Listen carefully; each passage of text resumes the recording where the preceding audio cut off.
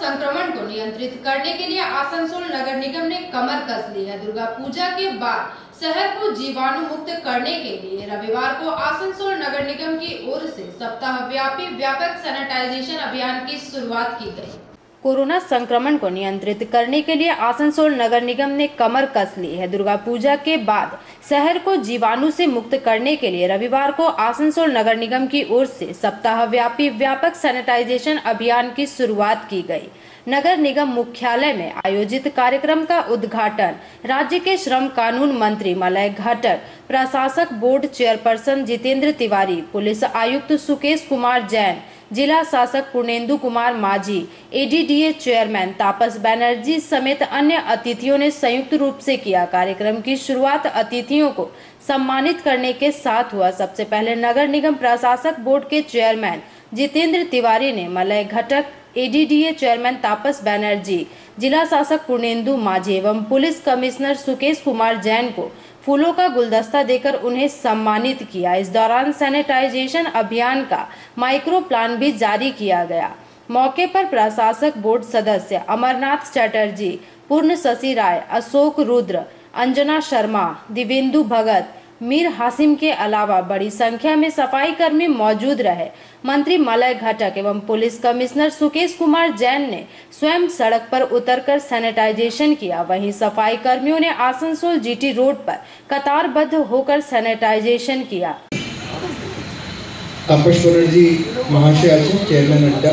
আজকে আপনারা দেখলেন আসানসোল কর্পোরেশন পক্ষ থেকে এটা খুবই ভালো উদ্যোগ নেওয়া হয়েছে। ডিটেল প্ল্যানিং, মাইক্রো প্ল্যানিং এখনই উদ্বোধন করা হলো। আগামী 7 দিন গোটা আসানসোল কর্পোরেশন এলাকায় সব জায়গায় স্যানিটাইজেশনটা করা হবে। আপনারা সবাই জানেন যেহেতু পূজার মধ্যে অনেক মানুষ বেরিয়েছিলেন, অনেক মার্কেটে কিন্তু কেনাকাটা হয়েছে, অনেক জায়গা কিন্তু একটু ক্রাউড ছিল। তার জন্য কোভিড কন্ট্রোল করার জন্য আমি মনে করি স্যানিটাইজেশনটা খুবই ইম্পর্টেন্ট। আমি উদ্যোগকে সাধুবাদ জানাচ্ছি। আমার মনে হয় উদ্যোগের মাধ্যমে আমরা অনেকটাই কিন্তু কোভিড কন্ট্রোল করতে পারবো। আপনারা সবাই জানেন কি কোভিড কন্ট্রোল নিয়ে ডিএম সাহেব আমাদের টিম আমরা অনেক উদ্যোগ নিয়েছি এবং পূজার মধ্যেও আমরা 5 লক্ষ মাস্ক আমরা প্রশাসন পক্ষ থেকে বিলি করেছিলাম। সাফাই কর্মীরা যখন লকডাউন চলছে, মানুষ প্রথম 2 দিন 3 দিন শুনশান, সবাই আমরা প্রত্যেকে কম বেশি আতঙ্কগ্রস্ত। আমি দেখলাম যে পরের দিনই আমাদের পাড়ার যে সাফাই কর্মী সে কিন্তু ঠিক চলে এসছে তার কাজটি করার জন্য। তো আমি বাড়িতে আলোচনা করলাম যে এদের যদি জীবনের মায়া না থাকে তাহলে আমরাই বা কীভাবে বাড়িতে বসে থাকি। এরা তো আমাদেরকে দেখবে, লোকে তো বলবে যখন নেতা হয়েছে, এমএলএ হয়েছে, গাড়ি পায়, সরকারি গাড়ি পায়, সরকারি ব্যবস্থা পায়, তার মধ্যে বাড়িতে বসে আছে। একটা অন্তরাত্মার ডাকে আমরা কিন্তু বেরিয়ে পড়লাম এবং আমি দেখলাম যে মানুষ যখন বেরোচ্ছে না, রাস্তায় আমাদের সাফাই কর্মীদের গাড়ি কিন্তু চলছে, তারা কিন্তু রাস্তায় মোড়ে মোড়ে ময়লা তুলছে, মাস্ক কখনো থাকছে কখনো থাকছে না, কাজ করতে করতে মাস্ক তাদের খুলে পড়ে যাচ্ছে। সেই অবস্থায় সারা শহর তারা কিন্তু পরিবেশটা ভারসাম্য রেখেছিল এবং আমাদের সাফাই করেছিল। এরাই আমাদের গর্ব, এরাই আমাদের অহংকার। আমরা যে টিকে আছি এদের জন্যই টিকে আছি। আজকে এদের সামনে আমার অনেক দিন মনে হচ্ছিল এমন একটা জায়গা পাই যেখানে আমি এদের জন্য বলতে পারি যে এরা সহজে একদম প্রান্তিক জায়গার মানুষ, এরা কিন্তু যে কাজ। বিজয় শুভেচ্ছা জানাচ্ছি। সিপি স্যার বলছেন বা মেয়র স্যার বলছেন যে সত্যি এটা একটা খুব সাধু উদ্যোগ যে 7 দিন ধরে বিভিন্ন জায়গায় প্রত্যেকটা প্রান্তে তারা এইভাবে টিম পাঠিয়ে সব জায়গাটা তারা স্যানিটাইজ করছেন। শুধু এখানে শেষ নয়, আগামী দিনে যখন দীপাবলি হবে, যখন ছট পুজো হবে, তারপরে এইখানে ড্রাইভ দেবে। তো শুধু এই উদ্যোগে যেটা করছেন, আমি আপনাদের বলি যে যখন করোনা স্টার্ট হলো, আসানসোল নিয়ে আমাদের যা দুশ্চিন্তা ছিল, বিশেষ করে রেলপাত এবং আসানসোল খুব কনজেস্টেড এরিয়া, সেই সময় এই কর্পোরেশনের প্রত্যেক আধিকারিক, প্রত্যেক কাউন্সিলর, মেয়র সাহেব নিজে, অনারেবল এমআইসি সাহেব, তিনি যেভাবে সামনে থেকে নেতৃত্ব দিয়েছেন, মানুষকে বুঝিয়েছেন, সচেতন করেছেন এবং সর্বোপরি আমাদের সিপি স্যারের নেতৃত্বে পুলিশ দিন রাত যেভাবে এক করে যে কাজ করেছেন এবং সঙ্গে সঙ্গে স্বাস্থ্যকর্মীরা, তাদের নাম নিলে নয়, যারা দিন রাত এক করে নিজের প্রাণের ঝুঁকি নিয়ে কাজ করছে এবং তার সঙ্গে আজকে আমাদের সামনে যে সাফাই কর্মী বন্ধুরা রয়েছেন তারাও প্রাণের ঝুঁকি নিয়ে যেভাবে কাজ করে চলেছেন, মানে আমি যাই তারিফ করি না কেন সেটা খুবই খুব অল্প তারিফ করা হবে। প্রত্যেকে ধন্যবাদ জানাই, কৃতজ্ঞতা জানাই। আমি এক্ষুনি বলছিলাম আমাদের তেওয়ারি স্যারকে যে এই যে সাফাই কর্মীরা যাবে, তারা যে প্রত্যন্ত জায়গায় তারা সাফাই করবে, যদি তাদেরকে একটা ফিডব্যাক নোট মতো আপনারা করে দেন, অর্থাৎ যখন আপনারা যাবেন, আপনাদের কাছে ভাইদের কাছে আমার একটা অনুরোধ, আপনারা যে জায়গাটা সাফাই করছেন পাশাপাশি যাদের বাড়ি একটু কথা বলুন যে আজকে আপনার এই জায়গাটা সাফাই করলাম, আপনার নোংরাটা কী ধরনের ময়লা আসবে বা কী করতে হবে, তাকে কিছু গাইড করা, যে বায়োডিগ্রেডেবল নন ডিগ্রেডেবল কীভাবে আলাদা করে রাখতে হয়, কোথায় জমা করতে হয়, যেখানে সেখানে ফেলবেন না। ফলে তাদের সঙ্গে একটু কথা বলুন, তাদের একটু মতামত নিন, তাদের একটা ফিডব্যাক নিন, তারা খুশি কিনা বা তারা আর কি চাইছে, প্লিজ একটু যোগাযোগ রাখুন। আমরা কাজ করে চলে যাই, কিন্তু মানুষের মধ্যে সেই কাজের কি ইম্প্যাক্ট, তারা কি চাইলো, তাদের কি আরো ডিমান্ড, আমরা কিন্তু সেটা জানতে পারি না। তো আমি চাইবো যদি আপনারা এই ধরনের একটা ফিডব্যাক নেওয়ার ব্যবস্থা করেন এবং মানুষের মনের কথা বুঝে যদি আরো আগামী দিনে এটাকে আরো সদর্থকভাবে করে যেতে পারেন, সেটাই হবে আজকে সবচেয়ে বড় জিনিস। আমি সেইটুকু অনুরোধ করবো। আর সামনে দীপাবলি আসছে, সবাই আলো উৎসব, সবাই ভালো থাকবেন, কিন্তু একটা আপনাদের মাধ্যমে বার্তা দিতে চাই যাতে দীপাবলিতে শব্দবাজির ব্যবহার না হয়। কারণ দেখুন, মানুষ কষ্টে আছে, মানুষ হসপিটালে বেড পাচ্ছে না, অ্যাম্বুলেন্স পাচ্ছে না, অক্সিজেন পাচ্ছে না, এই ধরনের একটা অবস্থার মধ্যে যেখানে আছে, মানুষের কাছে আপনাদের মাধ্যমে বিনীত অনুরোধ, আপনার শব্দবাজি ব্যবহার করবেন না।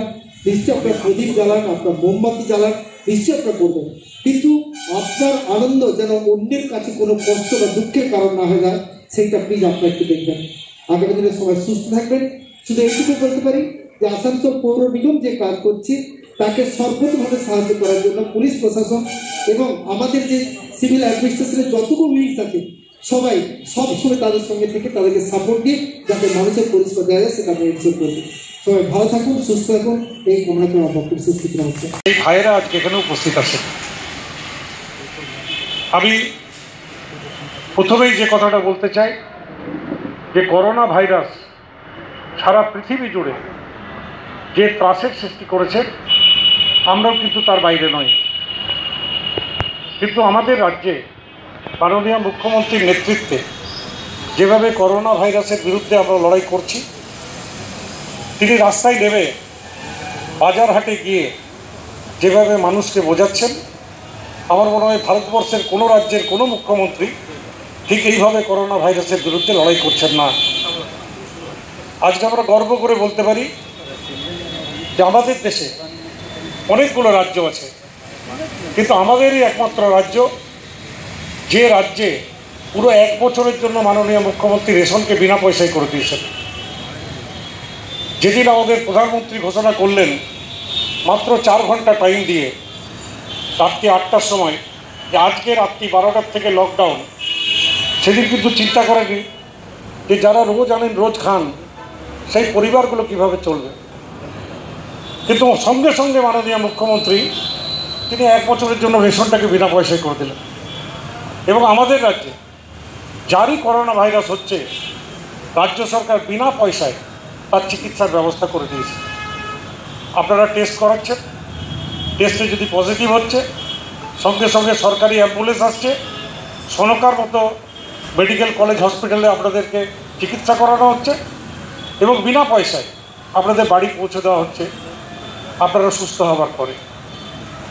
উল্টো দিকে ভারতবর্ষে একটা সরকার আছে, ভারতবর্ষের সরকারের যিনি প্রধানমন্ত্রী, তিনি ঘণ্টা বাজানো আর প্রদীপ জ্বালানো ছাড়া অন্য কোনো কথা কিন্তু বলেননি, মানুষের জন্য কিছু করেননি।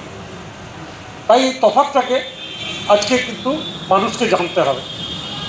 এবং পশ্চিমবঙ্গে মাননীয় মুখ্যমন্ত্রী ডাকে যারা এগিয়ে এসছেন, বিশেষ করে ডাক্তার, নার্স, স্বাস্থ্যকর্মী এবং আপনারা যারা রাস্তায় নেমে বিভিন্ন পাড়ায় গিয়ে করোনা ভাইরাসের ভীতি সত্ত্বেও মানুষের কাছে পৌঁছে মানুষের কাজ করছেন, আপনাদেরকে ধন্যবাদ আমি আন্তরিকভাবে জানাই।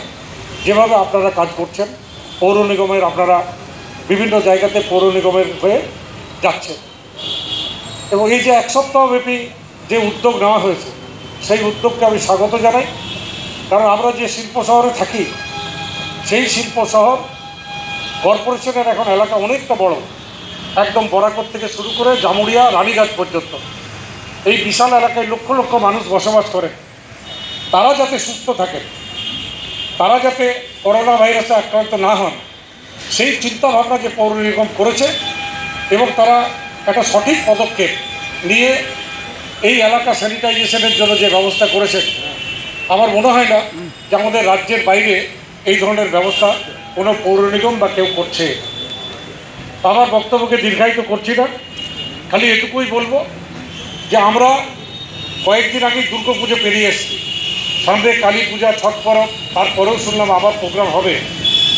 কিন্তু আমরা এটুকু মায়ের কাছে প্রার্থনা করি যে যত শীঘ্র সম্ভব যাতে আমরা করোনা মুক্ত হতে পারি, আমরা যাতে আবার স্বাভাবিক জীবনে ফিরে যেতে পারি, আবার যাতে আমরা যেভাবে মানুষের সাথে মিশে মানুষের কাছে যে আত্মীয় স্বজনের বাড়িতে যেতাম, গল্প করতাম, একসাথে বসতাম, সেই অবস্থাতে ফিরে যেতে পারি, সেই ব্যবস্থা যেন মা করে। এবং সঙ্গে সঙ্গে এই যে স্যানিটাইজেশনের ব্যবস্থা, মাননীয় মুখ্যমন্ত্রী বারবার বলছেন যে আমাদেরকে সুস্থ থাকতে হবে এবং সুস্থ থাকতে গেলে মাস্ক আপনারা পরে আছেন, আমি দেখছি। মিডিয়া যারা আছেন, আমাদের সাফাই বিভাগের সঙ্গে যুক্ত যে আধিকারিকরা আছেন এবং অন্যান্য যারা উপস্থিত হয়েছেন, দেখুন ইতিমধ্যে আপনারা জেনেছেন যে কোভিড-19 প্রকোপে আমরা সবাই কিন্তু কম বেশি এফেক্টেড এবং পশ্চিমবঙ্গ সরকারের মাননীয় মুখ্যমন্ত্রী প্রথম দিন থেকে যেভাবে রাস্তায় নেমে সবাইকে ইন্সপায়ার করেছেন যে যাদের কাছে মানুষ আশা রাখে তারা যেন ঘরে বসে না থাকে, তারা যেন রাস্তায় নেমে মানুষের পাশে থাকে। এবং ওনার ইন্সপিরেশনে আমরা দেখেছি, আমাদের এই জেলায় দেখেছি, আমাদের ডিস্ট্রিক্ট অ্যাডমিনিস্ট্রেশন, আমাদের ডিএম সাহেবের নেতৃত্বে, আমাদের পুলিশ অ্যাডমিনিস্ট্রেশন, আমাদের সিপি সাহেবের নেতৃত্বে, আমাদের মাননীয় মন্ত্রী, আমাদের মাননীয় বিধায়করা, আমাদের এডিডিএ চেয়ারম্যান, আমাদের কর্পোরেশনে যারা স্টাফরা আছেন, স্যানিটেশন ডিপার্টমেন্ট যারা আছেন, তারা কিন্তু নিজের প্রাণের ঝুঁকি নিয়েও কিন্তু সকাল থেকে রাত অবধি সবসময় মানুষের পাশে থাকার চেষ্টা করেছে। কোভিড-19 এখন আনলক প্রক্রিয়া অলরেডি স্টার্ট হয়ে গেছে, আনলক সিচুয়েশনও চলছে, কিন্তু তার মধ্যে কোভিড কিন্তু চলে যায়, করোনা ভাইরাস কিন্তু চলে যায়। ন্যাচারালি আমাদেরকে একটা দুটোর মধ্যে একটা সামঞ্জস্য রেখে কাজ করতে হচ্ছে। একদিকে কোভিডের আতঙ্ক, অন্যদিকে আমাদের স্বাভাবিক যে জীবনযাত্রা সেটাও আমাদের স্টার্ট করতে হচ্ছে, কারণ এবার না স্টার্ট করলে তো আমাদের সার্ভাইভাল কিন্তু এফেক্ট হয়ে যায়। ন্যাচারালি যখন আবার থেকে আমাদের জীবন পুরনো ছন্দে ফিরতে শুরু করেছে, তখন কিন্তু আমাদের এই পৌর নিগমের দায়িত্ব অনেক বেড়ে যায় এবং আবার করোনার প্রকোপ যাতে না আসে বা করোনার ভাইরাস এলে যাতে মানুষকে আমরা সুরক্ষিত রাখতে পারি, তার জন্য আমরা অক্লান্ত পরিশ্রম করেছি এবং এই পরিশ্রম সফল হয়েছে। কারণ আমাদের যারা সাফাই কর্মী যারা আছেন, যারা স্যানিটেশন ডিপার্টমেন্টের যারা ওয়ার্কাররা আছেন, তারা কিন্তু নিজের প্রাণের ঝুঁকি নিয়েও এই কাজটি তারা করে গেছে। আমরা তাদেরকে সালাম জানাই, আমরা তাদের প্রতি অভিনন্দন জানাই। কয়েকদিন আগে দুর্গা পূজা, লক্ষ্মী পুজো হয়েছে এবং স্বাস্থ্যবিধি মেনে, হাইকোর্টের নির্দেশ মেনে, বিভিন্ন হেলথ প্রোটোকল মেনে বিভিন্ন পূজা সম্পাদিত হয়েছে। কিন্তু বেশ কিছু মানুষ তো রাস্তায় বেরিয়েছিলেন এই দুর্গা পূজাকে কেন্দ্র করে, যারা ছুটি কাটাবার জন্য অনেকে অন্য শহর থেকে আবার এসছেন, অন্য রাজ্য থেকে অনেকে এসছেন।